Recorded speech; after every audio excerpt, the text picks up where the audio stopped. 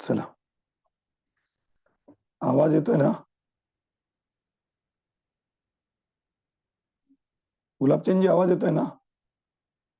Okay, चला. तीन भुवन में सार वीतराग विज्ञानता, शिव स्वरूप शिवकार, नमो त्रियोग समारिके। अपनी चर्चा तीन लोक में अधोलोक के बारे में चल रही है, और अधोलोक की चर्चा करते हुए हम नरक के बारे में जानकारी ले रहे हैं। नरक जो कि अधोलोक में है, दुर्गति है। दुर्गति होने के कारण निरंतर दुख का वेदन, दुख देने वाला स्थान है। और ऐसे नरक में जीव जाता भी है, नरक से बाहर निकलता भी है। इन सब की चर्चा हमने विगत 2 क्लासों में की, और उसमें यह देखा कि जीव नरकों से निकलता है तो सौदनी, पंचेंद्रिय, गर्भज, संख्यात वर्ष आयु वाला मनुष्य या तिर्यंच होता है। और जब नरकों में जाता है तो मनुष्य और तिर्यंच, ये तो बात पक्की है, नरकों से निकला तो भी मनुष्य तिर्यंच ही बनेगा, नरकों में जाएगा तो भी मनुष्य तिर्यंच ही जाएगा। और जब जीव नरकों में जाता है तो असौदनी से लेकर सौदनी पंचेंद्रिय तक जीव नरक में जा सकते हैं, वो भी मनुष्य और तिर्यंच। इसमें से असौदनी जीव पहले नरक तक जा सकता है, इसके आगे नहीं। फिर सरीसृप दूसरे नरक तक जा सकता है। गीध आदि प्राणी, पक्षी तीसरे नरक तक जाते हैं। सर्प, अजगर चौथे नरक तक जाते हैं। सिंह 5वें नरक तक जा सकता है। स्त्री 6ठे नरक तक जा सकती है।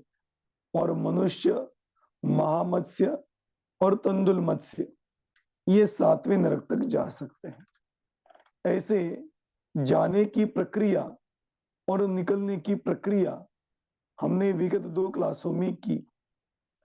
पिछली क्लास में हमने इतना ही देखा था कि एक बार अधिक से अधिक यदि जीव नरक में जाएगा तो कौन से नरक में कितनी बार जाएगा।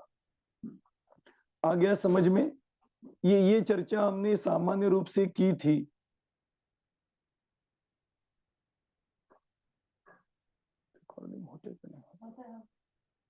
तो वास्तव में जब वह जीव नरक में जाएगा तो लास्ट क्लास में हमने चर्चा की थी, उसकी थोड़ी सी चर्चा करते हुए आज अगले विषय की ओर बढ़ेंगे। पहली बात, पहले नरक का जीव जो असंगी, संगी की बात नहीं, ये असंगी की बात कह रहा हूं मैं। पहली बात समझना, संगी जीव पहले नरक में जाएगा कि नहीं जाएगा। मनुष्य पहले नरक से 7वें नरक तक जा सकता है। ये समझना, जिसकी चर्चा 7वें नरक के लिए की है वो क्षमता की अपेक्षा पहले से लेके 7वें तक जा सकता है। जिसकी चर्चा 6ठे नरक में की वह जीव पहले से 6ठे नरक तक जा सकता है, 7वें नरक में नहीं जा सकता। फिर जिसकी 5वें नरक के बारे में की वो पहले से 5वें नरक तक जा सकता, 6ठे 7वें में नहीं जा सकता। जिसकी चर्चा 4थे नरक तक की वो जीव पहले से लेके 4थे तक जा सकता है, 5वें, 6ठे और 7वें में नहीं जाएगा। जिसकी चर्चा तीसरे नरक तक की थी वो जीव पहले से लेके तीसरे नरक तक जा सकता है, आगे के नरकों में नहीं जाएगा। और जिसकी दूसरे में, वो पहला और दूसरा, और जिसकी पहले नरक में चर्चा की थी समझना, वो जीव पहले नरक के आगे जा ही नहीं सकता। आ गया समझ में? तो अब यहां पर अपने का चर्चा की थी कि असंगी जीव है, वो अधिक से अधिक नरकों में जाएगा। तो कौन से नरक में जाएगा? तो हमने चर्चा की थी पहले नरक में ही जाएगा, पहले नरक से आगे नहीं जाएगा। अब उसके आगे चल के अपन थोड़ा देखें। असंगी जीव अधिक से अधिक क्रमशः, क्रमशः मतलब अखंड रूप से, कंटिन्यू, यदि वो नरक में जाएगा, पहले नरक में ही जाएगा, ये तो पक्की बात। लेकिन पहले नरक में भी जाएगा तो कंटिन्यू कितनी बार जा सकता है? ऐसे तो असंख्यात बार जा सकता है, उसकी प्रॉब्लम नहीं। यहां पर कह रहे कंटिन्यू जाएगा तो कितनी बार जाएगा। तो हमने पिछली बार देखा था कि असंगी जीव कंटिन्यू जाएगा तो 8 बार जा सकता है, इससे अधिक बार नहीं जाएगा। अब वो प्रश्न ये भी उत्पन्न किया था कि कंटिन्यू कैसे जाएगा, क्योंकि असंगी जीव है, एक बार नरक में गया और जब नरक से बाहर निकलेगा तो इतना देखा था हमने कि नरकों से कोई भी जीव बाहर निकलेगा तो सौदनी पंचेंद्रिय गर्भज जीव बनेगा, तो वो असंगी तो बनेगा नहीं। तो फिर दोबारा कैसे जाएगा? इसके लिए हमने चर्चा की थी कि वह संगी पंचेंद्रिय तिर्यंच या मनुष्य बनेगा, उससे, उस भव से फिर असंगी भव में चला जाएगा और असंगी भव से फिर पहले नरक में जाएगा। मतलब असंगी को दोबारा नरक में जाने के लिए एक भव का गैप लेना पड़ेगा और वो संगी पंचेंद्रिय तिर्यंचा मनुष्य का भव लेना पड़ेगा। ऐसे एक बार गया, फिर असंगी से फिर पंचेंद्रिय संगी बना, फिर उसके बाद असंगी बना, फिर नरक में गया, ये दोबारा हो गया, फिर बाहर निकला, संगी पंचेंद्रिय हुआ, फिर असंगी हुआ, फिर नरक में गया, ये तीसरी बार हुआ। ऐसे कंटिन्यू अखंड रूप से यदि असंगी पहले नरक में जाएगा तो 8 बार जा सकता है, इससे अधिक बार जा ही नहीं सकता। आ गया समझ में? अब यही क्रम आगे लेना। दूसरे नरक में सरीसृप है, वो 7 बार जाएगा। तीसरे नरक में गीध है, वो 6 बार जाएगा। चौथे नरक में सर्प है, वो 5 बार जाएगा। छठे नरक में लॉयन है, ये कितना हो गया? 8, 7, 6, 5 और 4, 4 बार जाएगा। स्त्री है, स्त्री कंटिन्यू नरक में जाएगी तो 3 बार जाएगी। और महामत्स्य और मनुष्य यदि 7वें नरक में जाएंगे तो 2 बार जाएंगे। इस प्रकार से कंटिन्यू नरकों में जाने की व्यवस्था है। इसमें पहले नरक में असंगी जीव के बारे में हमने चर्चा की, एक भव एक्स्ट्रा धारण बीच में करना पड़ेगा। इसी प्रकार से यहां पर महामत्स्य और तंदुल मत्स्य के बारे में भी चर्चा आती है। मनुष्य के लिए तो कोई प्रॉब्लम नहीं, यहां से नरकों से निकलेगा और मनुष्य बनेगा। मेरा प्रश्न ये है, यदि आपने मेरी क्लासें 2 बार ध्यान से सुनी होगी तो अब मेरा प्रश्न सुन लीजिए। 7वें नरक से मनुष्य बनेगा, मनुष्य से फिर 7वें नरक में जाएगा, 7वें नरक से फिर मनुष्य बनेगा, मनुष्य से फिर 7वें नरक में जाएगा। ऐसे 2 बार कंटिन्यू 7वें नरक में मनुष्य जा सकता है या नहीं? प्रश्न सबको समझ में आया? अब जवाब दो चाहे नहीं दो, मेरे को तो जवाब देना ही है, लेकिन आपको सोचने के लिए एक दिशा बता रहा हूं। क्या कहा? महामत्स्य के बारे में तो मुझे चर्चा करनी ही है, मैं पहले मनुष्य के बारे में आपके साथ चर्चा करना चाहता हूं। क्या मनुष्य 7वें नरक से निकलेगा, मनुष्य बनेगा, दोबारा 7वें नरक में जाएगा, फिर मनुष्य बनेगा, ऐसे अखंड रूप से व्यवस्था बन सकती है क्या? हो सकता है ऐसा, क्या कहता है आपका दिल, क्या कहता है आपकी विचार, क्या कहता है आपका ज्ञान, सुनना, ये कभी भी संभव नहीं हो पाएगा। क्यों नहीं हो पाएगा? पहले तो आपने कहा कि नरक से निकलेगा तो मनुष्य या तिर्यंच, सौदनी, पंचेंद्रिय, गर्भज, संख्यात वर्ष आयु वाला मनुष्य जीव बनता है। तो फिर मनुष्य नरक से निकलेगा तो मनुष्य क्यों नहीं बनेगा?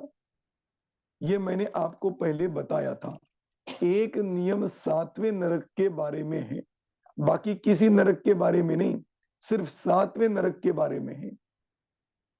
7वें नरक से यदि कोई जीव निकलेगा तो वो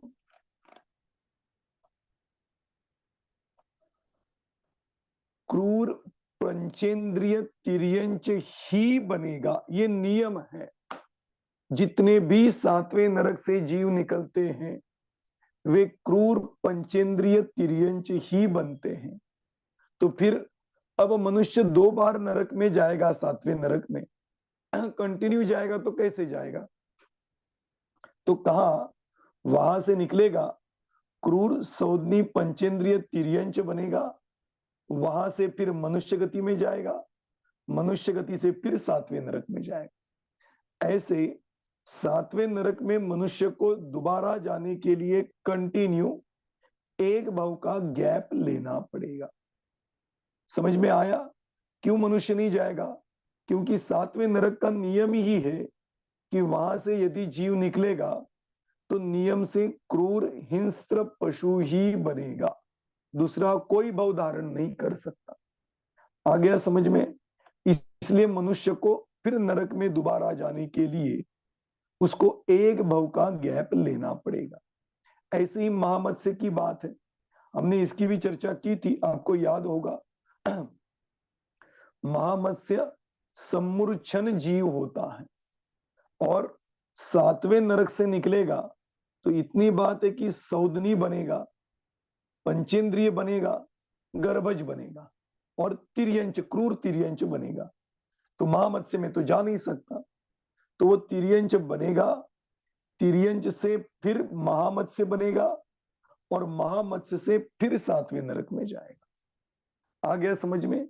तो एक भव का गैप मनुष्य को भी लेना पड़ेगा और एक भव का गैप महामत्स्य आदि तंदुल मत्स्य को भी 7वें नरक में अखंड रूप से दोबारा जाने के लिए लेना पड़ेगा। आ गया समझ में? ये 2 नरकों में ही ऐसी व्यवस्था है, बाकी के नरकों में कोई दिक्कत नहीं। वहां से निकलेगा, इधर आएगा मनुष्य या तिर्यंच में, वहां से दोबारा उस नरक में जाएगा। ये बात बनती है। और दूसरा एक नियम पढ़ने में आया ऐसा है कि 7वें नरक से जो जीव निकलता है वो नियम से दोबारा नरक में जाएगा। अब ये जरूरी नहीं कि वो 7वें नरक में ही जाए, पहले से 7वें नरक में से कोई एक नरक में चला जाए, लेकिन जाएगा जरूर। तो 2 कथनों का फर्क समझ में आया। पहले कथन में कहा था कि मनुष्य कंटिन्यू 2 बार जब जाएगा तो एक भाव बीच में गैप करके जाएगा, और या तो दूसरा नियम ये कि 7वें नरक से निकला हुआ जीव नियम से दोबारा नरक में जाता ही है, फिर वो पहले नरक से 7वें नरक तक किसी भी नरक में जा सकता है।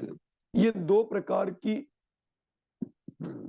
नरकों में गमन करने की व्यवस्था जिनवाणी में बड़े ग्रंथ, करणानियों के बड़े ग्रंथों में आई है। वो चर्चा मैंने पिछली बार की थी, वो बहुत फास्ट हुई थी, इसलिए ये प्रकरण मैंने दोबारा यहां पर लिया। आ गया समझ में? इस प्रकार से गमन और आगमन, इन दोनों की चर्चा हमने पिछले विगत 2 क्लासों में विस्तार से की।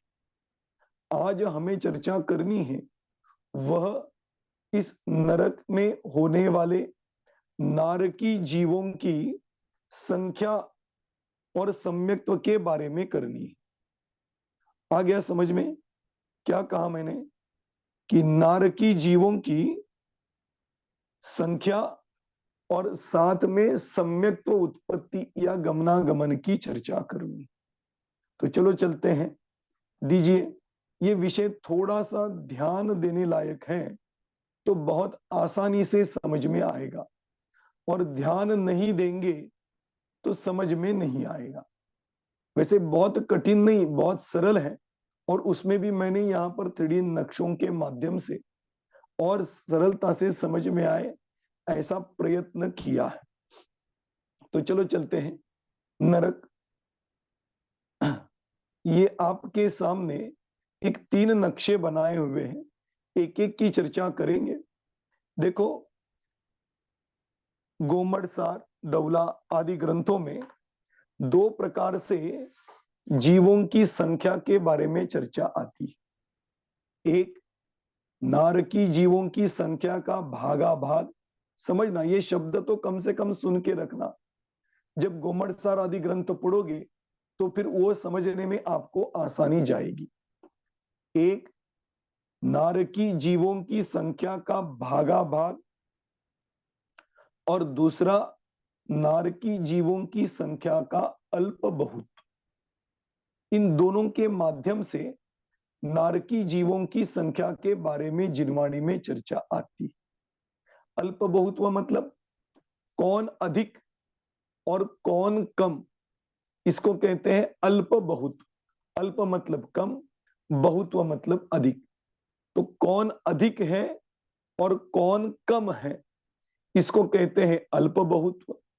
और भागा भाग मतलब इससे इसका भाग कितना, कितना भाग मतलब कितने पट ये जीव है और कितने पट कम है, इसको कहा भागा भाग। ठीक है।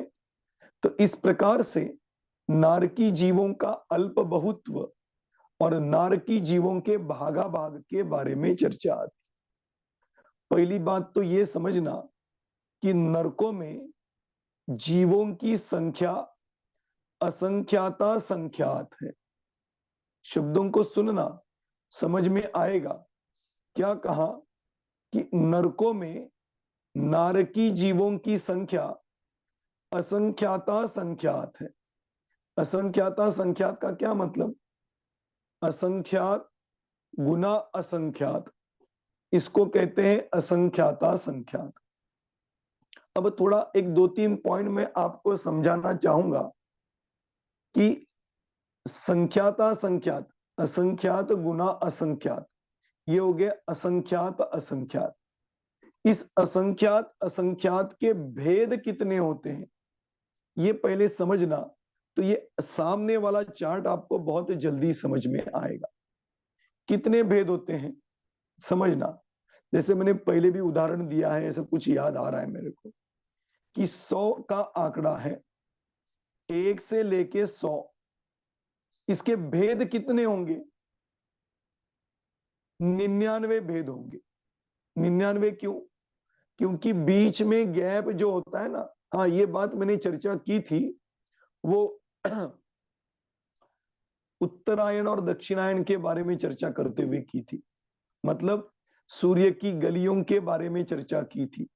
तो वो ये समझना, वहां पर की थी, यहां पर भी समझना। जब 1 से लेके 100 आंकड़े हैं, इसके बीच में गैप कितने हैं? तो 99 गैप होते हैं। ऐसे असंख्याता संख्यात के भेद कितने होंगे? तो कहते हैं असंख्याता संख्यात के भेद असंख्याता संख्यात है। असंख्याता संख्यात में एक कम करो, उतने असंख्याता संख्यात के भेद। तो एक कम करने से असंख्यात में विशेष कोई फर्क नहीं पड़ेगा, इसलिए कहा असंख्याता संख्यात के भेद असंख्याता संख्यात है। अब समझ लो, संख्यात के भेद कितने हैं? संख्यात के भेद संख्यात है। आ गया समझ में? ये यहां पर समझने की मूल बात है। तो अब देख लो, असंख्याता संख्यात जीव नरक, नरक कुल मिला के सब नरकों में मिलकर है। अब हर ये असंख्याता संख्यात जीवों का कितने नरक में कौन सा भाग जाएगा, इसको कहते हैं भागा भाग। कितने प्रमाण में पहले नरक में भाग जाएगा, कितने प्रमाण में दूसरे नरक में जाएगा, इसकी चर्चा यहां पर की है। बहुत सरल है, बहुत बढ़िया और बहुत अच्छा विषय है, बहुत जल्दी समझ में आएगा। देखना अभी क्या कहा, असंख्याता संख्यात जीवों की संख्या है। इस असंख्याता संख्यात को असंख्यात से भाग दिया। अब देखना क्या कह रहा हूं, असंख्यात को, असंख्याता संख्यात को असंख्यात से भाग दिया तो क्या हुआ, कितने भेद हो गए, असंख्यात भेद हो गए। किसके, असंख्याता संख्यात के। अब एक समझना, ध्यान देना अभी, इसको समझने के लिए आगे का चार्ट देखो, इसमें समझ में आएगा। 100 आंकड़ा है, 100 आंकड़े को मैंने 5 से भाग दिया, कितने भाग हुए, 5 भाग हुए। एक भाग को कितना हिस्सा मिला, 20। आ गया समझ में, ये नीचे निकाल के दिखाया देखो, क्या कहा कि 100 को 5 से भाग दिया तो 100 के 5 भाग हुए। उसमें एक भाग या एक हिस्सा कितने प्रमाण वाला है, 20 प्रमाण वाला है। ऐसे 20, 20, 20, 20 और 20, ये 5 भेद हुए, 5 भाग हुए। कौन से आंकड़े के, 100 आंकड़े के। अब 100 आंकड़े के 5 भेद हुए ना, 5 भाग हुए ना। इन 5 भागों में से एक भाग कितने का है, कितने प्रमाण वाला है, तो कहा 20 प्रमाण वाला है। उस एक भाग को बाजू में रख दो। अब बचे हुए 4 भाग को क्या कहते हैं, ये मैं थोड़ा कर्णान योग की भाषा में आपको समझाने की कोशिश कर रहा हूं कि 100 का 5 से भाग किया मतलब 5 भेद किए, उसमें से एक हिस्सा मैंने बाजू में रख दिया। बाकी कितने हिस्से बने, 4 भाग बने, बचे। उस 4 भाग को कहते हैं बहुभाग, और 20 एक भाग को कहते हैं एक भाग। एक भाग और बहुभाग क्या मतलब, 100 के 5 हिस्से हुए, उसमें से एक मैंने बाजू में निकाला, बाकी जितने भी बचे उस सब भेदों को कहते हैं बहुभाग। बहु मतलब अधिक, तो एक से अधिक है ना, इसलिए इसको कहा बहुभाग। फिर कितने हैं, 2 हो सकते हैं, 4 हो सकते हैं, 10 हो सकते हैं, संख्यात हो सकते हैं, असंख्यात हो सकते हैं। वो जितने भी एक भाग बाजू में निकालने के बाद जितना भाग बचेगा, उन सब भागों को कहते हैं बहुभाग। आ गया समझ में। तो 100 को मैंने 5 से भागा, उसका एक भाग बाजू में रखा और बाकी के बचे हुए बहुभाग दूसरे को दे दिए। फिर मैंने एक भाग उठाया, इसको 5 से भाग दिया, तो उसके 4 हिस्से हुए, 5 हिस्से हुए। एक हिस्सा 4 प्रमाण वाला हुआ, उसमें से एक भाग बाजू में रख दिया और बाकी उसके बचे हुए 4 भाग, जिसको की कहते हैं बहुभाग, वो दे दिए दूसरे को। फिर आगे चल के उस 4 को मैंने 4 से भाग दिया, तो उसके 4 हिस्से हो गए। प्रत्येक हिस्सा एक प्रमाण वाला हुआ, उसका एक भाग बाजू में रख दिया और बाकी के 3 भाग मतलब बहुभाग दूसरे को दे दिए। ये क्रिया समझ में आई, क्या हुआ, 100 प्रमाण था, उसको मैंने किसी संख्या से भाग दिया, एक भाग बाजू में रखा, बहुभाग दे दिया। वो एक भाग को फिर भाग दिया, उसके जो हिस्से हुए उसमें एक हिस्सा बाजू में रख दिया, बाकी के हिस्से दे दिए।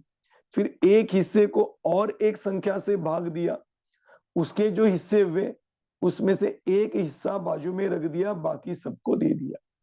इसको कहते हैं एक भाग और बहुभाग। आ गया समझ में। अब थोड़ा आगे चलते हैं, यहां पर समझते हैं। नारकी जीवों की संख्या है असंख्याता संख्यात। इसको मैंने असंख्यात से भाग दिया। क्या कहा? असंख्यात से भाग दिया। तो असंख्याता संख्यात, इस संख्या के कितने भाग हो गए? जितनी संख्या से हमने उसको भाग दिया उतने भेदों में वो संख्या बट गई। मतलब असंख्याता संख्यात असंख्यात हिस्सों में बट गई। आ गया समझ में? उसमें से एक भाग मैंने बाजू में निकाला। क्या? असंख्यात भाग में से एक भाग मैंने बाजू में निकाला और फिर बचा हुआ बहुभाग प्रथम नरक में दे दिया। कुछ आ रहा है समझ में? क्या कहा? असंख्याता संख्यात इतनी संख्या कुल नारकी जीवों की है। उस कुल नारकी जीवों की संख्या को मैंने असंख्यात से भाग दिया। भागने के बाद इसके असंख्यात हिस्से हुए। इसमें से एक हिस्सा मैंने बाजू में रख दिया और बचा हुआ बहुभाग हिस्सा पहले नरक में दे दिया। अब ये समझना यार, कुछ भी कर रहे हो, असंख्यात असंख्यात को भाग रहे, पहली बात मालूम नहीं कि असंख्यात असंख्यात कितने हैं, उसको असंख्यात से भाग रहे हो। भाग भी दिया तो जितनी संख्या हुई वो बोल रहे एक ले लिया, बाकी सब दे दिया। अरे किसको दिया, किसको लिया, क्या दिया, क्या लिया? नहीं, ये सब भाषा है देने लेने की, कहीं कुछ लेना देना नहीं है। वो है वहीं पर है। लेकिन पहले नरक में जीवों की संख्या निकालनी है ना, तो पहले नरक में होने वाले जीवों की संख्या कुल नरक के जीवों की संख्या से कितने भाग प्रमाण है वो बताया कि असंख्याता संख्यात जीव, उसको असंख्यात से भाग दिया, उसमें से एक भाग बाजू में निकाला और बचे हुए जितनी संख्या है वो कुल मिला के बहुभाग संख्या ये पहले नरक के जीवों की है। समझना, अभी इसी बात को तीन पद्धति से समझाया है, अंत में बिल्कुल परफेक्ट आपको समझ में आ जाएगा। चलो थोड़ा आगे चलते हैं। जो मैंने एक भाग हिस्सा निकाला था ना, उस एक भाग को कितना असंख्याता संख्यात के असंख्यात भेद किए तो उसका एक भाग भी कितना हो गया? असंख्याता संख्यात इतना ही प्रमाण हुआ। लेकिन कुल असंख्याता संख्यात से ये एक असंख्याता संख्यात बहुत छोटा है। ठीक है ना? ये अभी दूसरी बार समझेंगे तो और अधिक समझ में आएगा। तो जो एक भाग बचा उस एक भाग को मैंने असंख्यात से भाग दिया तो उस एक भाग के दोबारा असंख्यात भेद हुए। वो जो असंख्यात भेद हुए उसमें से बहुभाग मैंने दूसरे नरक वाले जीव को दे दिया। मतलब दूसरे नरक में होने वाले जीवों की संख्या जो एक भाग का बहुभाग है उतनी हो गई। आ गया समझ में? जो हमने पहले देखा था ना, 100 के 5 भेद किए, एक भेद हुआ, एक भेद को फिर 5 से भाग दिया तो 4 हो गए। तो एक भाग बाजू में रखा और बाकी की सब संख्या दूसरे नरक के नारकी जीवों की है। वो कितनी? एक भाग के बहुभाग इतनी संख्या दूसरे नरक के नारकी जीवों की। ठीक, अभी सुनते जाना, लास्ट में बिल्कुल वो बात क्लियर हो ही जाएगी। अब जो एक भाग के मैंने एक भाग और बहुभाग किए थे ना, उस एक भाग को दोबारा असंख्यात से भाग दिया। अब जो बचा वो भाग मैंने तीसरे नारकी जीव को बहुभाग दे दिया और जो एक भाग बचा था वो एक भाग बाजू में रखा। मतलब ये समझना कि ये और आसानी से समझाऊं तो एक वाक्य बताता हूं, इससे ये बात और अधिक समझ में आएगी। क्या? उल्टा समझाता हूं, देखो। 7वें नरक में असंख्यात असंख्याता संख्यात जीव है। फिर 7वें नरक से 6ठे नरक में असंख्यात गुने जीव है। ठीक। फिर 6ठे नरक से 5वें नरक में असंख्यात गुने जीव है। 5वें नरक से 4थे नरक में असंख्यात गुने जीव है। 4थे नरक से 3रे नरक में असंख्यात गुने जीव है। 3रे नरक से 2रे नरक में असंख्यात गुना जीव है। अब गाड़ी थोड़ी सी रोकना, स्पीड कम करना। क्यों? क्योंकि 2रे नरक से पहले नरक में असंख्याता संख्यात जीव है। क्या कहा? 7वें से 6ठे में असंख्यात मात्र है, 6ठे से 5वें में, 5वें से 4थे में, 4थे से 3रे में, 3रे से 2रे में सिर्फ असंख्यात असंख्यात गुना ही है। लेकिन 2रे से पहले में जीवों की संख्या असंख्याता संख्यात गुना है। इतनी सी बात को हमें यहां पर समझाने की कोशिश आचार्यों ने की। अब एक भाग बहुभाग, एक भाग बहुभाग क्यों कहा? क्योंकि असंख्यात के जब असंख्यात भेद करेंगे तो एक भाग बहुत छोटा होगा और बहुभाग इस एक भाग से असंख्यात गुना बड़ा हो गया। आ गया समझ में? इसलिए इसको बहुभाग, और वो भाग असंख्यात गुना हो गया, उसमें जीव कितने हो गए? असंख्याता संख्यात। इसको और आसानी से कर दूं तो देखो, एक बिल्डिंग है, 4 मंजिल की बिल्डिंग है। ठीक है? बिल्डिंग 1, मंजिल 4। एक मंजिल पर 4 फ्लैट हैं। ठीक। एक फ्लैट में 4 व्यक्ति रहते हैं। तो मुझे बताओ कि उस बिल्डिंग में कितने व्यक्ति रहते हैं? अपन तो क्लास में, स्कूल में सीखे हैं ना। क्या कहा? फिर एक बार बताता हूं, सुनो। एक बिल्डिंग में, एक बिल्डिंग है, उसके 4 फ्लोर, 4 मंजिलें हैं। हर मंजिल के ऊपर 4 फ्लैट हैं और एक फ्लैट में 4 व्यक्ति रहते हैं। तो क्या करोगे? एक फ्लैट में 4, ऐसे एक फ्लोर पर 4 फ्लैट, तो 4 चौक 16। ऐसी 4 मंजिल की बिल्डिंग, तो 16 चौक 64। तो एक बिल्डिंग में 64 व्यक्ति रह रहे हैं। ये कैसे कैलकुलेशन किया? कि 4 से 4 को गुना किया, फिर जो आंकड़ा आया उसको 4 से गुना किया, तो एक बिल्डिंग का प्रमाण हुआ। आ गया समझ में? अब इसको उल्टा ले लो। जब भाग देते जाओगे तो एक बिल्डिंग में 64 व्यक्ति, तो मैं आपको पूछूं कि एक फ्लोर पर कितने व्यक्ति रहते हैं, तो आप 64 को 4 से भाग दोगे और प्रमाण निकालोगे। फिर पूछूंगा कि एक फ्लोर में 4 फ्लैट हैं, तो एक फ्लोर में 4 फ्लैट में से एक फ्लैट में कितने व्यक्ति रहते हैं, तो फिर 4 से भाग दोगे। वही मैं यहां पर नरकों में कर रहा हूं।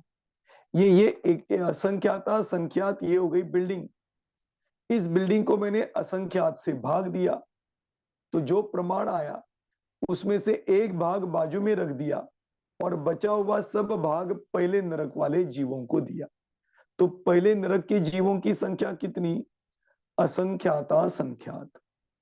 फिर जो एक भाग बचा है ना, वो एक भाग से पहले नरक में जीवों की संख्या कितनी? तो कहते हैं बहुभाग। बहुभाग मतलब कितनी? असंख्याता संख्यात गुना ये पहले नरक की जीवों की संख्या। अब सोच लो, एक भाग बचा, उसको असंख्यात से भाग दिया मैंने। ये कर्सर की ओर ध्यान देना तो समझ में आएगा। एक भाग था, उसको असंख्यात से भाग दिया, असंख्यात से भाग दिया, तो जितना प्रमाण आया उसका एक भाग मैंने बाजू में रख दिया, और जो बहुभाग था वो दूसरे नरक में दिया। अब दूसरे नरक में पहले नरक से जीवों की संख्या कितनी कम है? तो कहते हैं असंख्यात पट कम है।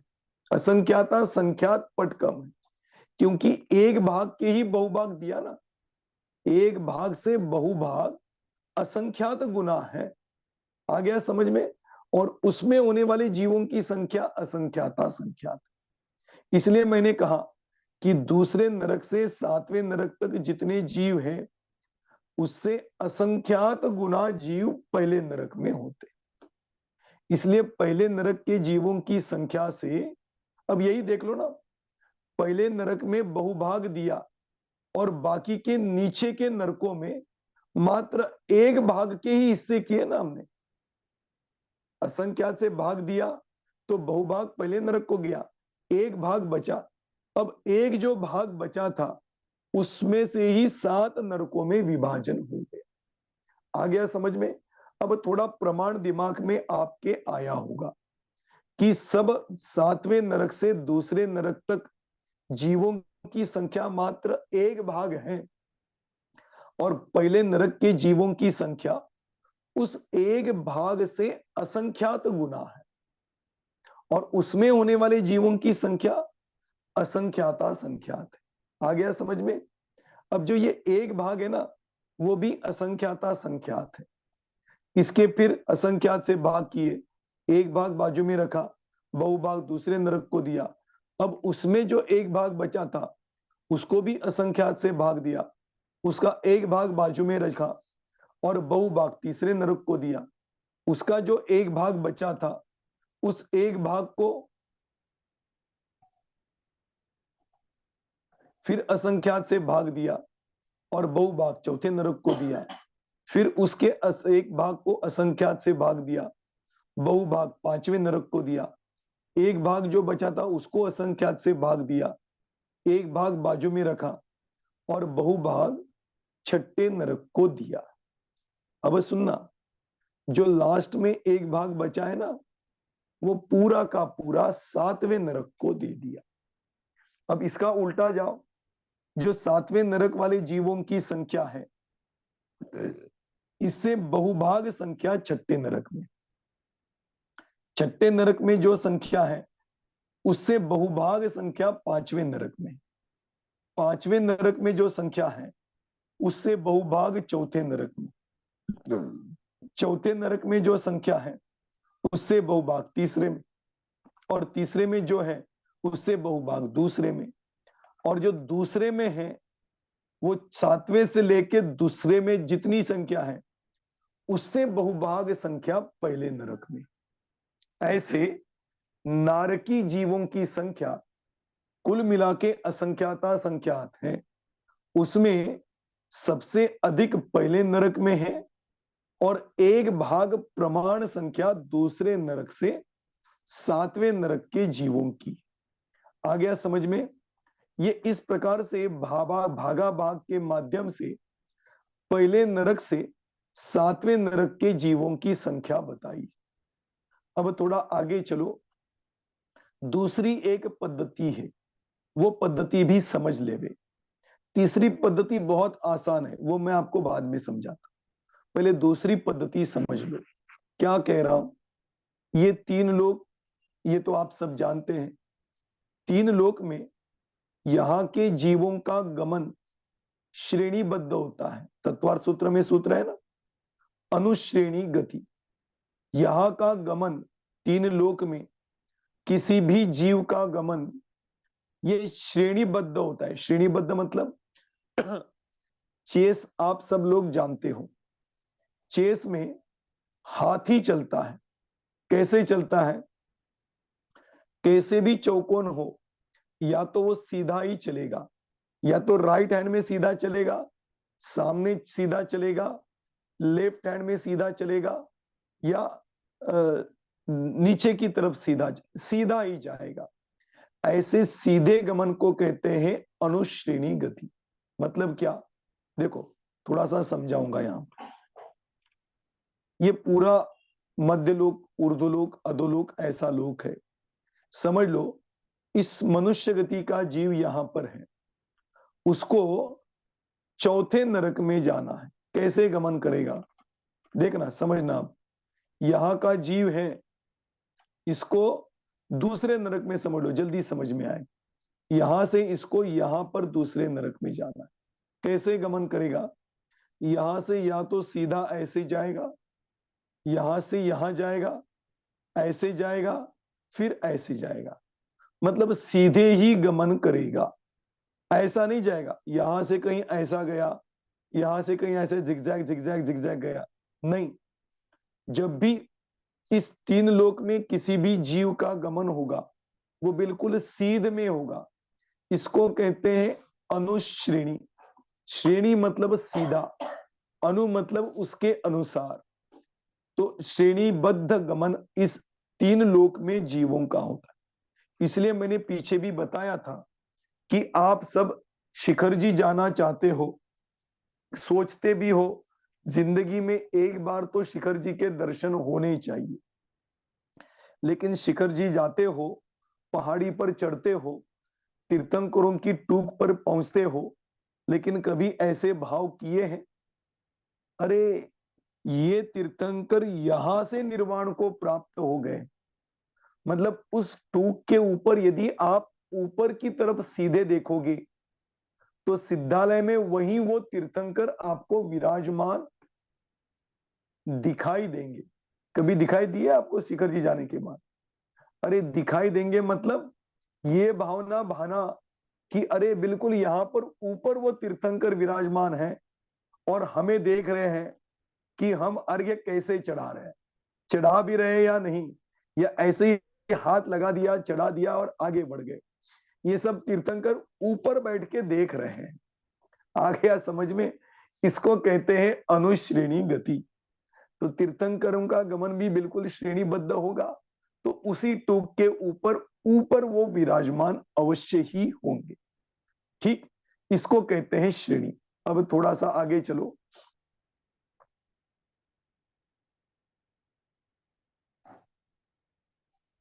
एक कथन आता है, क्या कथन आता है मैं आपको बताता हूं। पहले नरक में असंख्यात जगत श्रेणियों के प्रदेशों जितने नारकी जीव होते हैं। सुनना, ये पहली बार सुन रहे तो थोड़ा कठिन लगेगा, लेकिन दोबारा बताता हूं। पहले नरक में नारकी जीवों की संख्या असंख्यात जगत श्रेणियों के प्रदेशों में जितनी संख्या है, उतने पहले नरक में नारकियों की संख्या है। इसमें तीन बातें आई। क्या आई? असंख्यात, जगत श्रेणी, प्रदेश। इन तीन बातों को हम समझेंगे तो ये वाक्य समझ में आ जाएगा। पहली बात समझ लो, असंख्यात। असंख्यात तो आप समझती है, जो संख्या के द्वारा नहीं नापा जाता। जगत श्रेणी किसे कहते हैं, ये मैं आपको यहां पर बताना चाहता हूं। देखो,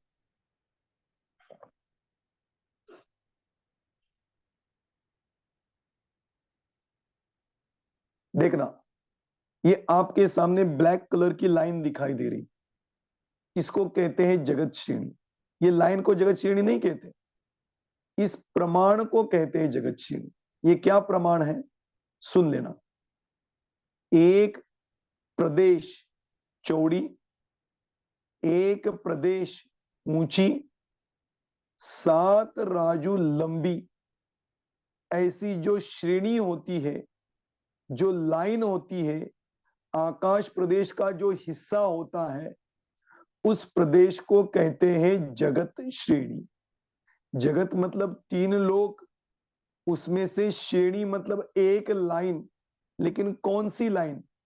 जिसकी चौड़ाई और मोटाई एक प्रदेश हो। प्रदेश मतलब आकाश का वो हिस्सा जिसका दूसरा भेद ना कर सके, उसको कहते हैं प्रदेश। तो एक प्रदेश चौड़ी, एक प्रदेश मोटी और 7 राजू चौड़ी, ऐसे आकाश के प्रदेश को कहते हैं जगत श्रेणी। इसलिए मैंने आपको यहां लिख के बताया, 1 गुना 1 गुना 7, ये जो प्रमाण निकलेगा इसको कहते हैं जगत श्रेणी। ये समझना, 7 लेकिन 7 क्या, 7 राजू, इतना प्रमाण जो एक श्रेणी का होता है उस श्रेणी को जगत श्रेणी कहते हैं। आ गया समझ में?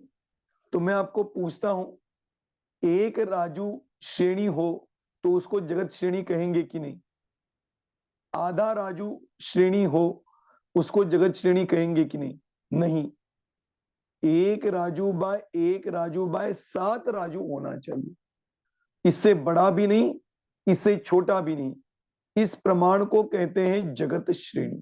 ठीक, अब थोड़ा पीछे आगे चलो। एक कथन आता है, जगत श्रेणी के असंख्यातवें भाग में, देखना पढ़ लो, जगत श्रेणी के असंख्यातवें भाग में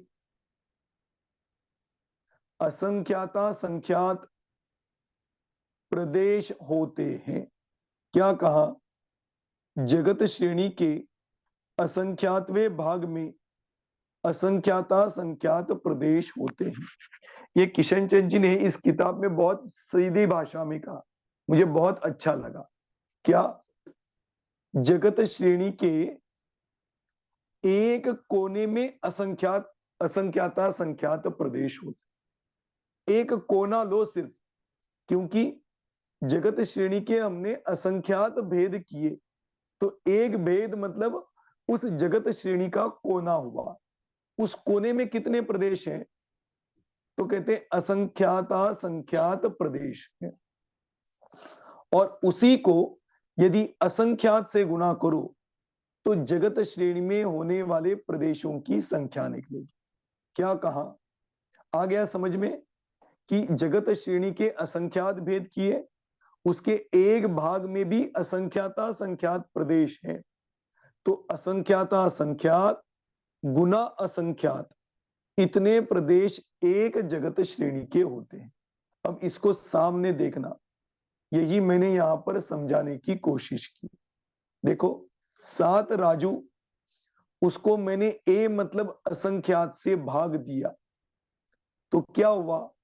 एक भाग निकला, मतलब असंख्यात भेद हुए, उसका एक भाग मैंने लिया। ठीक, अब आगे देखो, एक भाग में 7 राजू को असंख्यात से भाग दिया, उसके एक भाग में ए असंख्याता संख्यात प्रदेश पाए जाते हैं। मतलब क्या हुआ? 7 राजू में, मतलब एक जगत श्रेणी में कितने प्रदेश हैं? तो सीधी सी बात है, असंख्यात गुना असंख्याता संख्यात प्रदेश, क्योंकि एक जगत श्रेणी के असंख्यात हिस्से किए और एक प्रदेश में असंख्याता संख्यात प्रदेश, तो एक राजू में कितने प्रदेश हुए? असंख्याता संख्यात गुना असंख्यात, इतने प्रदेश एक राजू के हुए। सुनना, अभी राजू तक ही पहुंचे हैं, हमें पहले नरक के जीव की संख्या निकालनी। तो एक राजू मतलब एक जगत श्रेणी, 7 राजू, एक राजू नहीं 7 राजू मतलब एक जगत श्रेणी इज इक्वल टू असंख्यात गुना असंख्याता संख्यात प्रदेश। आ गया समझ में? तो ये क्या कहें कि एक जगत श्रेणी में असंख्याता संख्यात गुना असंख्यात प्रदेश होते हैं। ऐसी असंख्यात जगत श्रेणियां, उसमें जितने प्रदेश होंगे उतने प्रदेश उस संख्या प्रमाण पहले नरक में नारकी होते। मैंने इसलिए जानबूझ के आहिस्ता आहिस्ता स्टॉप कर करके बताया। अब इसी को सीधा फास्ट बोलूं तो समझ में आएगा। असंख्यात जगत श्रेणी में जितने प्रदेश हैं उतने जीव पहले नरक में होते हैं। आ गया समझ में कि एक जगत श्रेणी में कितने प्रदेश? असंख्यात गुणिले असंख्याता संख्यात प्रदेश। ऐसी कितनी असंख्यात जगत श्रेणियां, या असंख्याता संख्यात भी आता है जगत श्रेणियां, उसमें जितने प्रदेश निकलेंगे वो प्रदेशों की संख्या ले लो, उतने जीव पहले नरक में। आ गया समझ में? इतनी संख्या पहले नरक में जीवों की है, और उसमें से एक भाग निकालो और उसको असंख्यात से भाग दो, तो उसमें जो अधिक संख्या होगी वो दूसरे नरक में, एक संख्या उसको भी असंख्यात से भाग दो, फिर जो बहुभाग होगा वो तीसरे नरक में, उसको भी असंख्यात से भाग दो, उसको फिर बहुभाग चौथे नरक में। ऐसे करते करते करते सबसे अंत वाला भाग सातवें नरक में है। मतलब ये इतना बता रहा हूं, आप थोड़ी कल्पना करो, ये कल्पना से अतीत संख्या है। कितनी संख्या? असंख्याता संख्यात। असंख्याता संख्यात मतलब कितनी? असंख्यात जगत श्रेणी वाली संख्या मतलब कितनी? असंख्यात गुना असंख्याता संख्यात प्रदेश, ये एक एक जगत श्रेणी, इसको असंख्यात से गुना करेंगे तो कितनी बड़ी संख्या होगी। इतनी बड़ी संख्या पहले नरक के नारकी जीवों की है। मतलब सोचो, पहले नरक में कितने जीव आपको देखने के लिए मिलेंगे। देखना है, जाना है वहां पर गिनने के लिए? अरे बिल्कुल सोचना मत, क्योंकि इतनी संख्या हम गिन भी नहीं पाएंगे। इतनी संख्या पहले नरक में। अब थोड़ा पीछे जाए कि हमने देखा था 7 नरक। 7 नरक में से पहले नरक में 13 पटल थे। 13 पटलों में इंद्रक बिल, श्रेणीबद्ध बिल और प्रकीर्णक बिल थे। ऐसे 13 पटलों में 13 इंद्रक बिल थे, और फिर श्रेणीबद्ध थे, और फिर प्रकीर्णक थे। इन सब बिलों में नारकी जीव कितने? तो ऐसा कहला, असंख्यात जगत श्रेणियों के जितने प्रदेश हैं, उतने प्रमाण इन पहले नरक में जीव है। कितना बिल, कितना सा देखा था ना, कितना? 1 कोस ऊंचा, 45 लाख योजन बड़ा। इससे ज्यादा तो क्या है? 3 कोस ऊंचा और 1 लाख योजन, ये इंद्रक बिलों की संख्या हमने देखी थी ना। और उसके बाद असंख्यात और संख्यात, ऐसे बिल हैं। तो इन बिलों की संख्या तो हमने संख्या के माध्यम से नापी थी, लेकिन उसमें जीव कितने हैं? अरे नहीं गिन सकते, इतने असंख्यात जीव नरकों में पाए जाते। क्या करते इतने जीव जाकर? अरे अनंत दुखों का वेदन करते रहते, अनंत दुखों को भोगते हैं वहां पर जाकर। इसीलिए नरकों में इतनी जीवों की संख्या है। अब चलो तीसरा प्रमाण देखते हैं। ये आपके सामने 7 काले डॉट्स दिखाई दे रहे हैं। चौकोन दिखाई दे रहे ना 7, ये चौकोन नहीं, देखना अभी।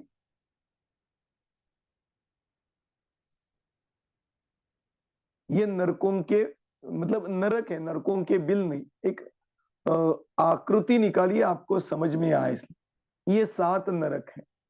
अब इन 7 नरकों में जीवों की संख्या कैसे, वो मैं आपको यहां पर समझाना चाहता हूं।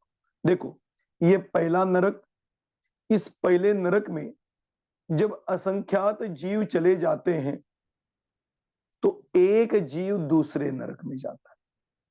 समझना, ये इस प्रकार से करणान योग में कई जगह पे समझाया है। ये षडगुण हानि वृद्धि में भी इसी प्रकार से बात आती है, लेकिन अभी षडगुण हानि वृद्धि का प्रकरण नहीं, इसलिए नहीं ले रहा हूं। यहाँ पे अपन संख्या के बारे में देखते, ये बहुत जल्दी आपको समझ में आ जाएगा।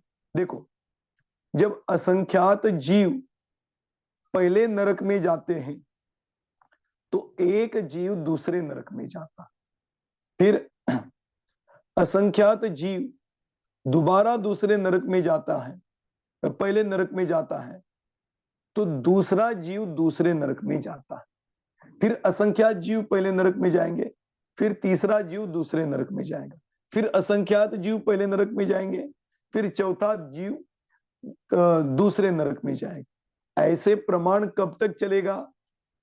जब तक दूसरा नरक असंख्यात प्रमाण रूप नहीं होता। जब दूसरा नरक असंख्यात प्रमाण हो जाएगा तो तीसरे नरक में एक जीव जाएगा। फिर वही क्रम, असंख्यात पहले में, एक दूसरे में, असंख्यात पहले में, दो दूसरे में, असंख्यात पहले में, तीसरा, ऐसे करते करते दोबारा असंख्यात हो जाएंगे तो तीसरे नरक में दूसरा जीव जाएगा। फिर वही क्रम करते जाओ, फिर तीसरे नरक में चौथा जीव, ऐसे करते करते जब तीसरे नरक में असंख्यात जीव हो जाएंगे तो चौथे नरक में एक जीव जाएगा। ये जाने की बात नहीं कह रहा हूं, ये उस नरक में होने वाले जीवों की संख्या नापने के लिए एक पद्धति बता रहा हूं। कभी भी कोई भी जीव किसी भी नरक में जा सकता है, ये क्रम से ही जाना चाहिए ऐसा नहीं। लेकिन ये समझ लो ना, जब तीसरे नरक में एक जीव की संख्या होगी तो पहले नरक में कितने हो गए? अरे पहले नरक में दूसरे नरक के असंख्यात गुना असंख्यात जीव, तब तीसरे नरक में एक जीव हो गया। तीसरे नरक में जब असंख्यात होगी ना तो उसको असंख्यात से गुना करो तो दूसरे नरक वाले जीव, उसको असंख्यात से गुना करो तो पहले नरक वाले जीव निकलेंगे। आ गया समझ में? ऐसे ही क्रम क्रम से चलो। जब पांचवें नरक में एक जीव जाएगा तो चौथे नरक में असंख्यात, तीसरे नरक में असंख्यात गुना असंख्यात, दूसरे नरक में असंख्यात गुना असंख्यात गुना असंख्यात, और पहले नरक में असंख्यात गुना असंख्यात गुना असंख्यात गुना असंख्यात।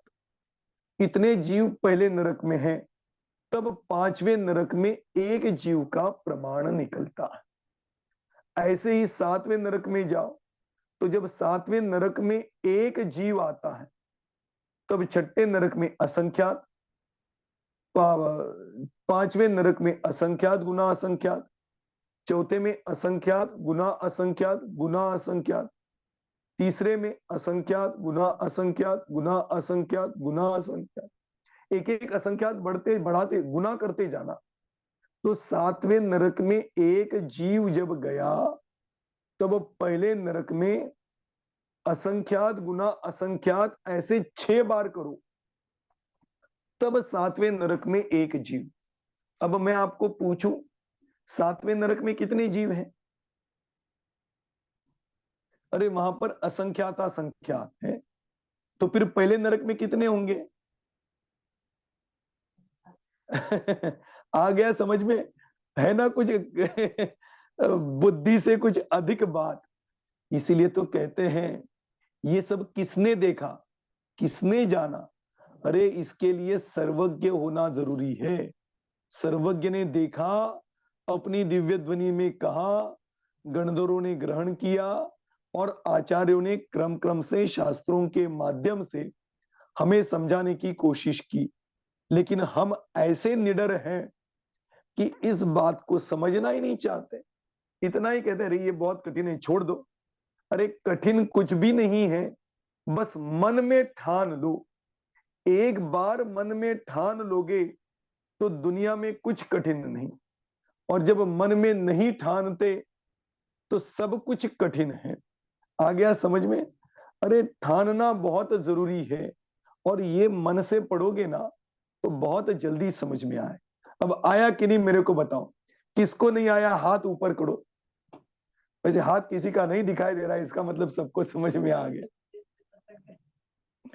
ठीक है, आ गया समझ में? तो नरक में असंख्याता संख्यात जीव, उससे पहले नरक में 6 गुना असंख्याता संख्यात करो, उतने जीव पहले नरक में होते हैं। मतलब बहुत नरक, पहले नरक में कई गुना अधिक जीव होते हैं। इस प्रकार से सातवें नरक से पहले नरक तक जीवों की संख्या का प्रमाण है, या पहले नरक से सातवें नरक तक जीवों की संख्या का प्रमाण बताया गया है। इस प्रकार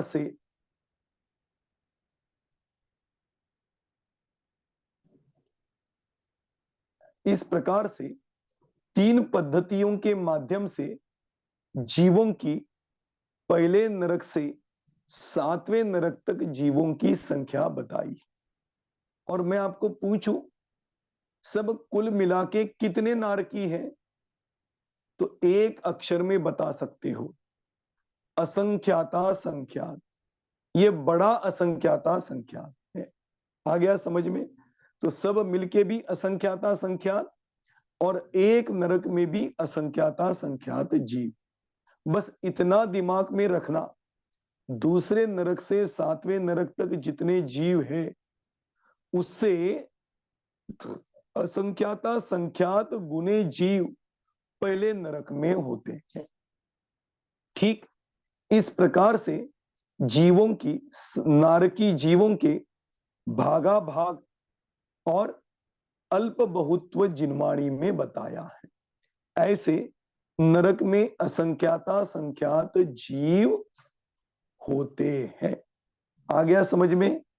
लगता है अभी आज का डोज बहुत ज्यादा हो गया, लेकिन वैसे समझ में तो आना चाहिए, आया भी होगा, ऐसा मैं समझता हूं।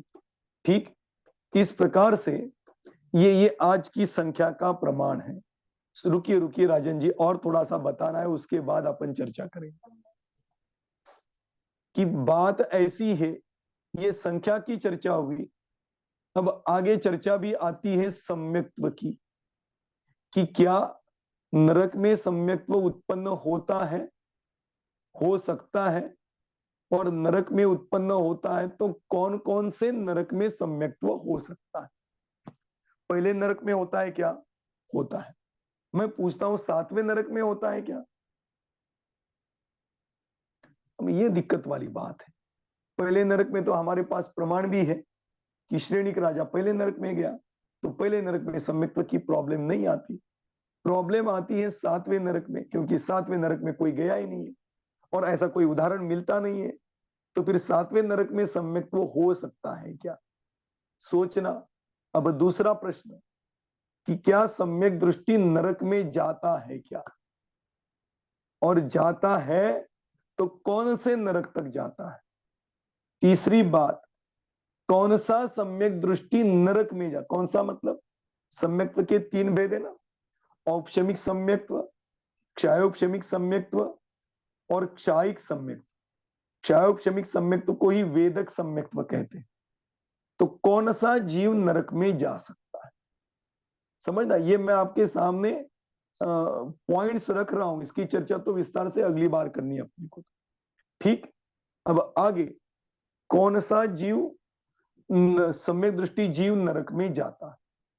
अगला प्रश्न, क्या सम्यक्त्व को लेकर नरक से जीव निकल सकता है क्या? अगला पॉइंट, नरक में सम्यक दृष्टि जीव है, वो दुखों को भोगेगा कि सुखों को भोगेगा? और अगला प्रश्न, कि नरक में कितने सम्यक दृष्टि जीव है? ये हो गया सम्यक्त्व के बारे में। और इसी से रिलेटेड बात है कि क्या तीर्थंकर, अगले भव में होने वाले तीर्थंकर नरक में होते हैं क्या? ठीक, और दूसरी बात, नरक में जाते हैं तो क्या तीर्थंकर प्रकृति का बंध नरक में होता है क्या? और चौथी बात, नरक से निकलकर तुरंत तीर्थंकर हो सकते हैं क्या? आ गया समझ में? ये सब बातें सम्यक्त्व के संदर्भ में है और नरक की है। स्वर्ग की बात या मध्यलोक की बात हमने अभी की ही नहीं, अब ये सब नरक की ही बात चल रही। तो इतने सारे पॉइंट्स सम्यक्त्व और तीर्थंकर होने के बारे में आते, तो इन सब की चर्चा हमें अगली क्लास में करनी है। आ गया समझ में? ये सब बातें बहुत बढ़िया हैं। अरे सम्यक तो छड़ाला में कहा, मोक्ष महल की प्रथम सीढ़ी, या बिन ज्ञान चरिता, सम्यक तान लहे सो दर्शन, धारो भव्य पवित्र। अरे हे भव्य, पहले इसको धारण करो। अब ये बात मैं आपको बता दूं, ये बात मुझे नरकों के बाद, सम्यक्त्व के प्रकरण के बाद लेनी है, लेकिन अभी बताओ। सोचना, यदि नरक में, इतना तो अपने को पता है कि पहले नरक में सम्यक्त्व है, तो नरक में यदि सम्यक तो हो सकता है, सोचना ना, उससे तो हमारे पास कितनी ज्यादा फैसिलिटी है। अरे नरक में तो प्रति क्षण क्षण अनंत दुखों का वेदन करते हैं, और हमारे लिए तो कितनी बढ़िया फैसिलिटी है, फिर भी हम सम्यक को धारण नहीं कर पाते। क्या कारण है, क्यों नहीं धारण कर पाते? वास्तव में हमने ये कभी समझा ही नहीं कि हमारे पास बहुत धन सामग्री है, बहुत वैभव है, बहुत संपत्ति है। कौन सी संपत्ति है? अनंत गुणों की संपत्ति है, अनंत गुणों का वैभव है, और वो वैभव कभी नष्ट होगा नहीं, कभी कम भी नहीं होगा। ऐसे अनंत गुण युक्त, अनंत गुण से वैभव संपन्न ऐसे आत्मा को हमने कभी मैं हूं ऐसे जाना ही नहीं, मैं हूं ऐसे कभी माना ही नहीं। जब नहीं माना तो फिर मनुष्य भाव मिलकर भी सम्यक्त्व कैसे उत्पन्न होगा? आ गया समझ में? अरे मनुष्य भाव में तो बहुत जल्दी सम्यक्त्व हो सकता है, लेकिन तब जब मन में ठान ले, मन में ठान लिया तो निश्चित रूप से सम्यक तो हुए बिना रहेगा नहीं। और मन में ये ठानोगे ही नहीं कि मैं जीव, मैं शुद्ध बुद्ध, अहम एक को खलु शुद्धो, मैं शुद्ध हूं, बुद्ध हूं, एक हूं, अखंड हूं, ऐसा मैं स्वयं आत्मा हूं। इस प्रकार से आत्मा का स्वरूप समझेंगे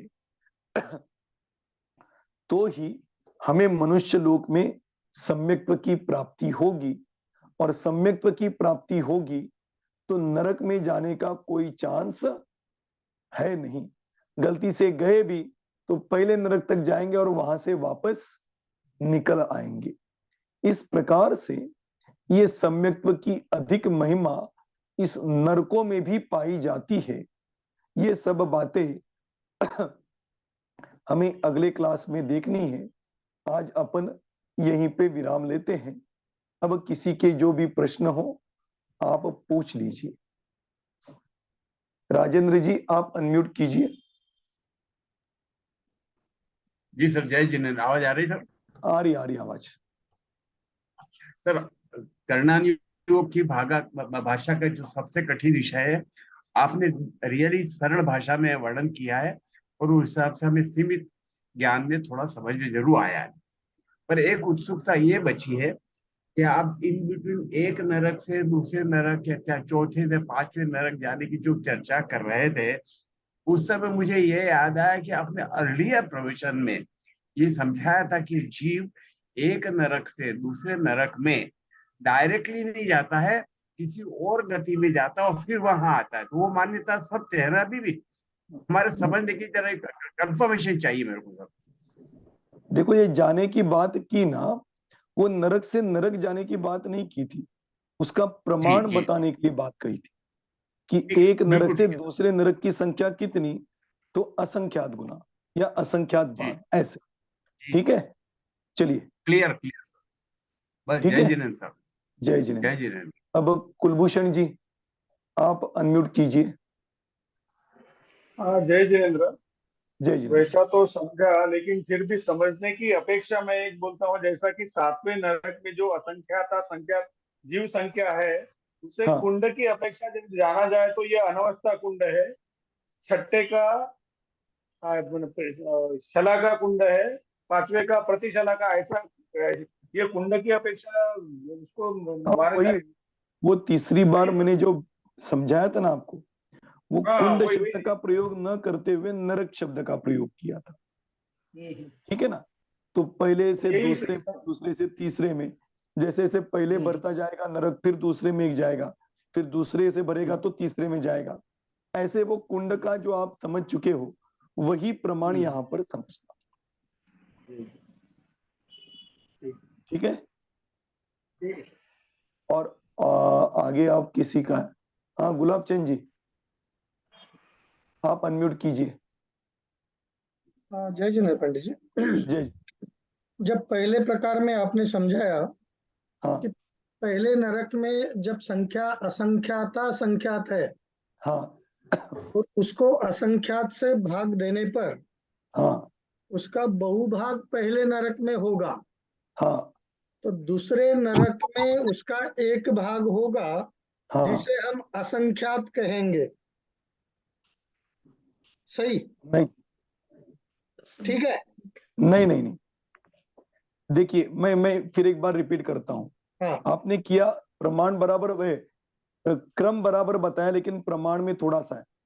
पहले संपूर्ण नरक की जीव राशि, हाँ, उसको हमने असंख्यात से भाग दिया, तो सही। उसका जो बहुभाग है वो पहले नरक में चला गया। असंख्यात असंख्यात हो गया।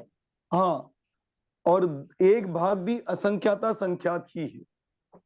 अच्छा, क्योंकि असंख्यात संख्यात क्यों है वो मैं आपको, और आपको नहीं, सबको ही समझ में आएगा, और अधिक क्लियर करता हूं। देखो, जो मैंने 100 के 5 हिस्से किए थे, तो एक भाग में भी संख्या एक नहीं है, 20 है, तो वो बहुत है। ऐसे असंख्याता संख्यात के यदि संख्यात भेद भी करूंगा तो एक भेद भी असंख्याता संख्यात होगा, और बहुभाग करेंगे तो असंख्याता संख्यात गुना बहुभाग, ऐसा होगा। ओके, ठीक है, वो समझ में ठीक है। है ना? वहां ठीक। मैं कंफ्यूज ये हुआ था हाँ, कि असंख्यात असंख्यात को असंख्यात से भाग देने पर भाग असंख्यात आएगा, मैं ऐसा समझ बैठा था। नहीं नहीं नहीं, ठीक, वो उसका क्लियर हो भाग गया। भी असंख्याता संख्यात ही आएगा। वो क्लियर हो गया। अब ठीक। ये जगत श्रेणी जो बात है, हाँ। हम एक प्रदेश चौड़ी और एक प्रदेश मोटी, हम्म। इतनी जो लाइन है 7 राजू की, हाँ तो जितने आकाश के प्रदेश घेरेगी, हाँ तो उसमें उसको जगत श्रेणी नहीं कहेंगे। एक राजू बाय एक राजू गुना 7 राजू, हाँ, इसको एक जगत श्रेणी कहेंगे ना। बिल्कुल बिल्कुल। हम्म, और वो उस बात समझ 7 में आई। राजू प्रमाण जगत श्रेणी जो है, हाँ जो आकाश का हिस्सा है, हाँ, उसमें प्रदेश कितने हैं? तो कहते हैं असंख्यात गुना असंख्याता संख्यात। ये तो इतने एक। हाँ, हाँ, बोली बोली बोली। ये तो बहुत अच्छा हुआ, वहां वैक्रियक शरीर वाले जीव रहते हैं। हाँ, यदि औदारिक शरीर वाले होते ना, तो एक कोने में पड़ जाते हाँ, दिखाई नहीं देते। नहीं नहीं, इनको जगह मिलना मुश्किल हो जाती, क्योंकि वैक्रियक शरीर तो एक दूसरे में समा लेंगे। ये क्या करेंगे फिर? अच्छा, बढ़िया बढ़िया, चलिए दूसरी बात, आगे। हाँ। संख्या के माध्यम से जब हम इसको समझ रहे, तो हम्म। सबसे ज्यादा संख्या पहले नरक में है। हाँ, नरकों की दृष्टि से सबसे कम संख्या 7वें नरक में है। बिल्कुल। इसका ही एक दूसरा मतलब ये समझ में आ रहा है कि ज्यादा से ज्यादा कषाय करने वाली जो बात है वो कम हम्म जीवों में होती है, हम्म। क्योंकि 7वें नरक में जाने लायक जितनी कषाय होनी चाहिए वो हर एक हम्म। जीव में नहीं होती बराबर। है। लेकिन पहले नरक में इतनी भीड़ है, हाँ हाँ। उतनी कषाय करने वाले जीवों की संख्या मुझे लगता है संसार में सबसे ज्यादा है। मतलब ये सोचना, तीव्र परिणाम करने वाले कम हैं और कम तीव्र परिणाम करने वाले जीवों की संख्या अधिक है। अच्छा, इससे थोड़ा सा और एक आगे का सवाल थोड़ा सा दिमाग में हाँ आ रहा था, हाँ वो ये कि पहले ये अपना भोग भूमि जब होती है पहले 3 काल तक, हाँ। तो उस समय तो जीवों के परिणाम पुण्य स्वरूप होते हैं। बराबर। कर्म भूमि जैसे शुरू होती है तो पहले चौथे समय में पुण्य का भाग अधिक होता है, पाप का हम्म भाग कम होता है। हम्म आगे आगे जैसे जैसे बढ़ेंगे हम्म। वैसे वैसे पुण्य का भाग कम होता जाएगा और पाप का भाग बढ़ता जाएगा, है ना। तो इससे ये लगता है, अब जीव तो केवल कर्म ये भरत क्षेत्र और ऐरावत क्षेत्र से ही नहीं जाते, अब हम्म हर हर जगह, लेकिन भोग भूमि में तो पुण्य का बहुभाग होगा। हम्म।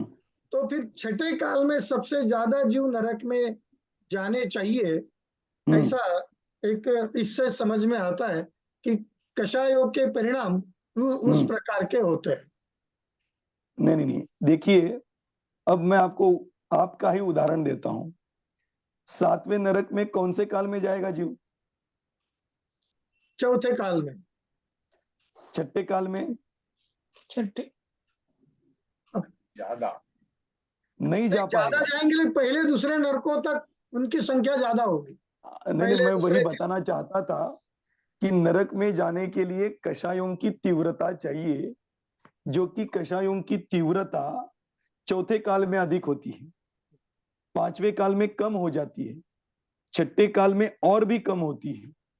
आ गया समझ में? और दूसरी बात है, तीव्रता की बात जैसे हम पाप परिणामों में लगाते हैं, ऐसे ही पुण्य परिणाम में भी लगाओ, शुभ परिणाम में लगाओ, तो शुभ परिणाम में भी चौथे काल में जीवों की तीव्रता अधिक होती है, पंचम काल में कम हो जाती है पुण्य परिणाम की तीव्रता, और छठे काल में तो और भी कम हो जाती।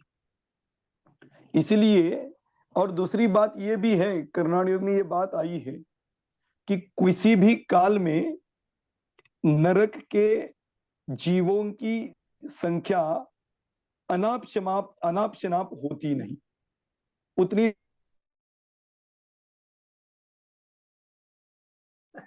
आ गया? मैंने ये क्यों बताया आपको कि ऐसा हो गया तो यार छठे काल में सब नरक में जाएंगे तो स्वर्ग खाली पड़ जाएगा, और पहले दूसरे तीसरे चौथे काल में सब स्वर्ग में जाएंगे तो नरक खाली पड़ जाएगा।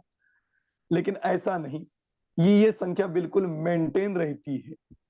तो कोई ना कोई जीवों की संख्या मंद होगी, कोई तीव्र होगी, ऐसा तो परिणाम हर काल में होते रहेंगे।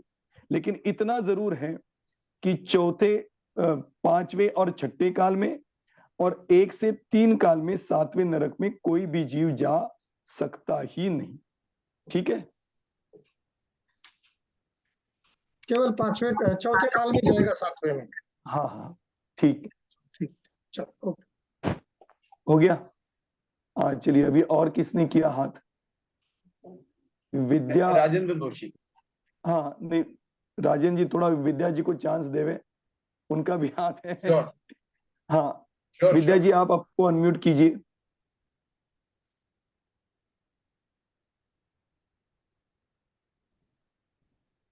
विद्या जी, वहां पे आपके स्क्रीन में अनम्यूट बटन होगा, स्क्रीन पे दिखाई दे रहा होगा, उसको अनम्यूट कीजिए।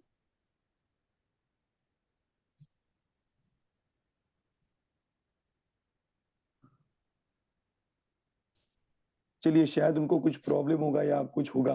राजन जी, आप पूछिए, कुछ पूछना चाहते हैं तो। हाँ जी, अभी भी पंडित जी ये गुलाब सिंह जो कह रहे थे कि हम विश्व में, हमारे आजू बाजू में, हमारे गांव में, हमारे देश में और हमारे विश्व में, जैसे हम साधारणतया इस पंचम काल के जीव को देखते हैं, हमें तो यही प्रतीत होता है कि आजकल कषायों की तीव्रता वाले लोग बहुत ज्यादा हैं, कम कषाय वाले कम ही होंगे। तो वो हिसाब से तो ऐसा मन में आता है कि 5वें और छठे काल के लोग ज्यादातर नीचे वाले नरकों में जाएंगे, ऐसा हमको तर्क से प्रतीत हो रहा है। नीचे वाले नहीं, ऊपर वाले नरकों में जाएंगे, क्योंकि नीचे वाले नरकों में जाने के लिए परिणामों की तीव्रता चाहिए, और उतनी तीव्रता इस पंचम और छठे काल के जीवों में नहीं होती। अभी ओके, वो अच्छा, ये कोमल सार में ऐसा लॉजिक। आया भी है ना कि जीव ऊपर जाएगा तो 8वें स्वर्ग तक जा सकता है इस पंचम काल का जीव, और नीचे जाएगा तो तीसरे या चौथे नरक तक कुछ है, जा सकता है, हाँ, उसके नीचे नहीं जा सकता। तो कुल मिला के उनकी परिणामों की तीव्रता इतनी इस काल में नहीं होती। हाँ, पहले दूसरे नरक में जाएगा, उसमें पहले नरक में अधिकतर जाएंगे, क्योंकि वहां पर प्रमाण भी बहुत ज्यादा है, और वहां जाने के लिए सुविधा भी कम है, क्या कहते हैं, परिणामों की तीव्रता भी कम लगती है, जो हमारे लिए सरल है। इसलिए पहले नरक में जाने वाले जीवों की संख्या अधिक होगी, उससे कम दूसरे नरक में, उससे कम तीसरे नरक में, और चौथे नरक के आगे तो इस काल में कोई जा ही नहीं सकता है। इस काल में मतलब भरत क्षेत्र आर्य खंड की बात कर रहा हूं, बाकी के क्षेत्रों की बात नहीं कर रहा हूं। ठीक है ना? ठीक है, ठीक है। जय चलिए, जय जिनेन्द्र। जी बोल रहे, अनम्यूट करो आप उनको। विद्या जी आप, मैंने तो अनम्यूट किया, आप बोलिए। जय जिनेंद्र सर, जय जिनेंद्र। हाँ पुन्हा म्यूट झालं होतं तुमच्याकडून, मला होता होत नव्हती. ठीक ठीक ठीक, हाँ बोला बोला. माझी शंका ही जगत श्रेणी बद्दलच होती. हाँ पराळकर सरांनी विचारला तो प्रश्न, हाँ 1 राजू बाय 1 राजू बाय 7 राजू हे पाहिजे होतं. नहीं नहीं नहीं नहीं नहीं, 1 प्रदेश बाय 1 प्रदेश बाय 7 राजू. नाही, हा माझा गोंधळ होतोय सर. पुढच्या वेळेस तुम्ही नीट समजून सांगा पुन्हा एकदा. नहीं नहीं आताच समजून घ्या, पुढच्या वेळेस तर वेगळा विषय असणार आहे. सांगा सर. एक प्रदेश म्हणजे आकाश द्रव्याचा सर्वात छोटा अंश. हाँ ये हो गया एक प्रदेश लंबा, एक प्रदेश चौड़ा, हाँ एक प्रदेश मोटा, हाँ 7 राजू लंबा. राजू ये गिनने का सबसे बड़ा प्रमाण हो गया, सबसे बड़ा, और सबसे छोटा प्रमाण प्रदेश हो गया. हाँ एक प्रदेश लंबा, आप पेंसिल देखते हो ना, पेंसिल, हाँ हाँ. पेंसिल लंबी ज्यादा होती है और चौड़ी और मोटी कम होती है. इसी प्रकार से एक प्रदेश चौड़ा, एक प्रदेश मोटा बाय 7 राजू लंबा, इसको कहते हैं जगत श्रेणी. सीधे सीधे ऐसे कहो ना विक्रांत जी, हाँ हाँ कि प्रदेशों की एक लाइन 7 राजू तक लंबी करने पर जितने प्रदेश होंगे उसका मतलब एक जगत श्रेणी. Correct correct correct. लेकिन आपने कहते समय एक राजू चौड़ा एक राजू मोटा ऐसा हाँ. शब्द प्रयोग किया था, इसलिए कंफ्यूज हो रहा था. अच्छा अच्छा, सॉरी, कुछ ऐसा आया होगा तो गलत हो गया. अच्छा, दूसरा एक बताता हूँ, इसके लिए मेरे दिमाग में उदाहरण आया. आप घर में सिलाई करते हो, हाँ. सिलाई करते समय सफेद डोरा यूज करते हो. डोरे की मोटाई और लंबाई, ये जो आपके दिमाग में संकल्पना आती है ना, हाँ, ऐसी संकल्पना जगत श्रेणी की है. हाँ, ये तो क्लियर हो रहा है. एक लाइन में मतलब हर जगह, जैसे अपन भूमिति गणित में सीखते हैं कि भाई एक लाइन खींची और उसमें कितने बिंदु है, तो 7 राजू तक जितने बिंदु होंगे उतना मतलब एक जगत श्रेणी है. सीधे सीधे सर, सीधी सीधी सी बात. करेक्ट, बहुत बढ़िया. झालं सर, क्लिअर झालं सर. झालं ना. Very good. हो झालं. चलिए, धन्यवाद सर. और किसी को कोई प्रश्न है? नहीं. चलिए अभी सबको समझ में आया. यह समझ के अपन अब जिनवाणी स्तुति लेते हैं. अगली बार सम्यक्त्व के बारे में इसी प्रकार से बड़ी विस्तार के साथ समझते हुए चर्चा करेंगे और उस विषय को समझेंगे. जिनवाणी स्तुति.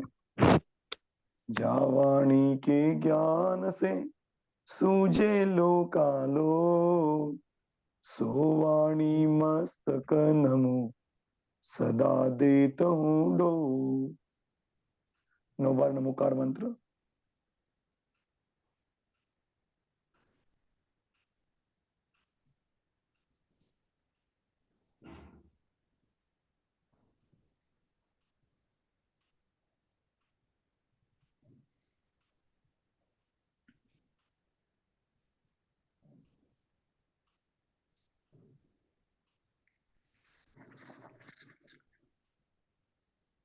जय बोलो जिनवाणी माता की जय.